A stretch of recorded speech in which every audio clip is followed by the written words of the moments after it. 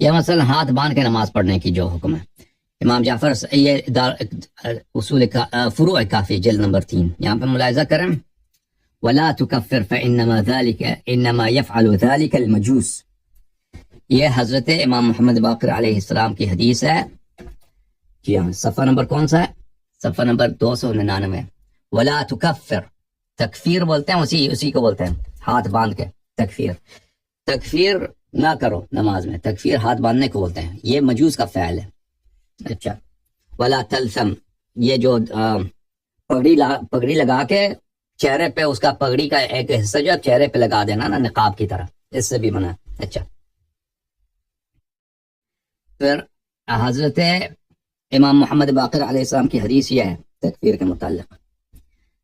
بھلے یہ حدیث نمبر 6 ہے. صفحہ نمبر کون سا ہے؟ صفحہ نمبر 336 ہے. یہ ولا تکفر فانما يصنع ذلك المجوس. تکفیر کرنے سے منع، ہاتھ باندھنے سے منع. اچھا، جہاں تک اس کا تعلق ہے الحمدللہ آمین کہنے کا سورہ حمد کے آخر میں آپ کو وسائل الشیعہ دکھا دوں. وسائل الشیعہ جلد نمبر 6 میں. محترم ناظرین ملاحظہ کریں، یہ وسائل الشیعہ جلد نمبر 6، شیخ حر عاملی رحمۃ اللہ علیہ کی کتاب. یہاں پر صفحہ نمبر 67 میں وہاں پہ ایک باب ہے کہ آمین کہنے سے منع نماز میں حمد کے بعد.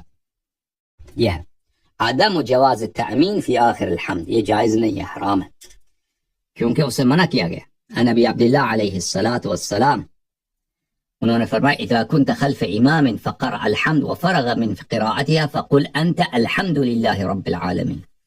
جب تم کسی امام کے پیچھے نماز پڑھ رہے ہو، سورہ حمد پڑھے ولا الضالین پڑھ دے، ٹھیک ہے نا، اس کے بعد تم کیا کہہ دو؟ الحمد للہ رب العالمین کہہ دو. ولا تقل آمین. آمین کہنا منع، اچھا منع ہے کہ ایسے یہ نہ کرو. اقول اذا فرغت من فاتحة الكتاب آمین قال لا. جب فاتحۃ الکتاب سورہ فاتحہ پڑھا جائے نماز میں، اس کے بعد آمین کہہ دیں؟ فرمائے کہ نہیں. امام محمد باقر علیہ السلام کی حدیث ہے ولا تقولن اذا فرغت من قراءتك آمین. آمین نہیں کہنا. فإن شئت قلت الحمد للہ رب العالمین. اگر کہنا چاہو الحمد للہ رب العالمین کہہ سکتے ہو، چاہے جماعت میں چاہے فرادہ میں. آمین نہیں کہہ سکتے.